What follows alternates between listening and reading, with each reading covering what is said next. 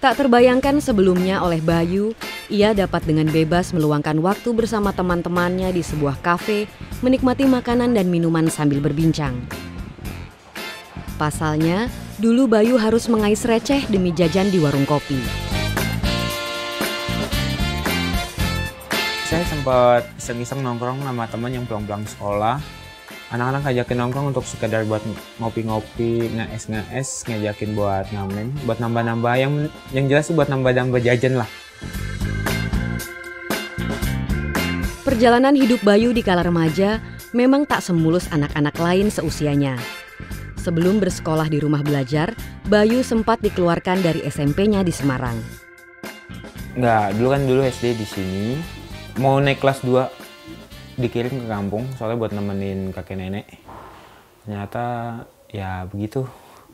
Kelakuan nggak benar, nggak ada yang ngontrol, nggak ada yang ditakutin.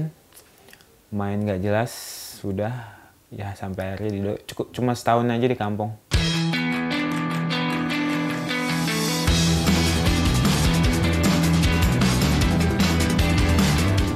Dia nyesel ya sekolah di DO. Ngerasain gimana capeknya orang tua nyari duit buat nyekolahin anak, dan akhirnya itu saya sendiri itu ngelakuin hal yang fatal ya, yang buat bikin maksudnya hati orang tua tuh sakit.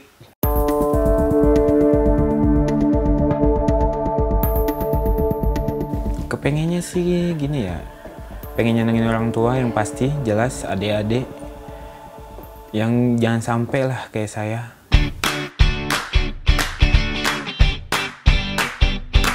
Sudah 4 tahun kini, Bayu bekerja di sebuah restoran di Bilangan, Jakarta Pusat.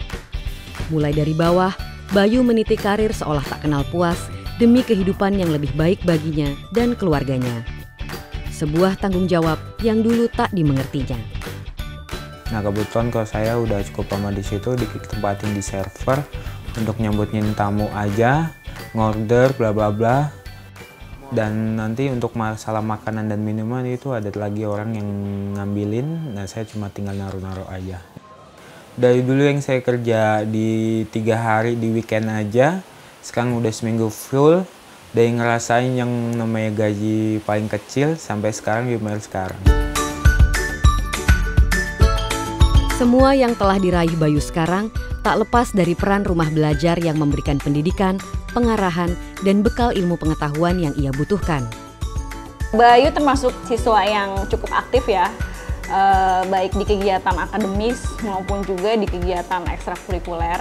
Kalau untuk kegiatan di luar sekolah, dia termasuk yang aktif, kursusnya juga bagus, dan ikut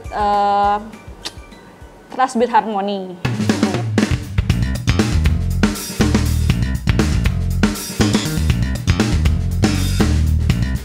Minat serta bakat Bayu di dunia seni mulai berkembang saat ia mengikuti kegiatan ekstrakurikuler musik dan tergabung dalam kelompok Trashbeat Harmony. Maka, saat ia mendapatkan kursus F&B di rumah belajar dan kemudian terjun di dunia yang sama, ia pun meraup kesuksesan yang tak dapat dicapai semua orang. Bahkan, setelah lulus dari rumah belajar, Bayu diundang ke Australia oleh PPIA atau Persatuan Pelajar Indonesia Australia. Itu tahun 2015 kemarin di bulan November, saya diajak dari pihak rumah belajar untuk ke PPIA. Saya ke sana bertiga dengan guru saya dan Om Farhan. Di sana intinya itu ngobrol ya, yang jelas ngobrol tentang ini loh, rumah belajar, dan buktinya ada anak satu didik yang sudah lulus dengan ijazah paket yang nggak masuk formal tapi bisa bekerja di sebuah restoran yang gaji UMR. Bayu, pemuda dengan nama lengkap Singgih Bayu Saputra, kini seolah menjadi pribadi baru. Berbekal pengalaman pahit, Bayu bangkit. Kini ia memiliki kekuatan untuk mewujudkan cita-citanya, membahagiakan keluarganya dengan memberi penghidupan yang lebih baik. Malah bandelnya nggak kayak dulu ya. Kalau sekarang kan mungkin udah dewasa, udah ngerti kali ya sama adiknya. Ya kalau misalnya kekurangan, adiknya nggak punya sepatu, nggak punya seragam atau seragamnya sobek, itu udah mulai bantu sih, udah bantu. Sekarang bersyukur aja gitu aja, anaknya bisa mandiri, bisa ibaratnya mau susah seneng bisa nyari sendiri kan gitu. Pengennya sih bikin suatu kerjaan sendiri dan itu hasil jerih payah sendiri, nggak ngikut orang lain.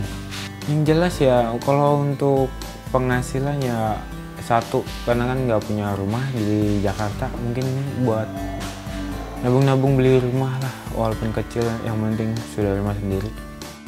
Kalau pasti itu mah pasti untuk keluarga, adik-adik.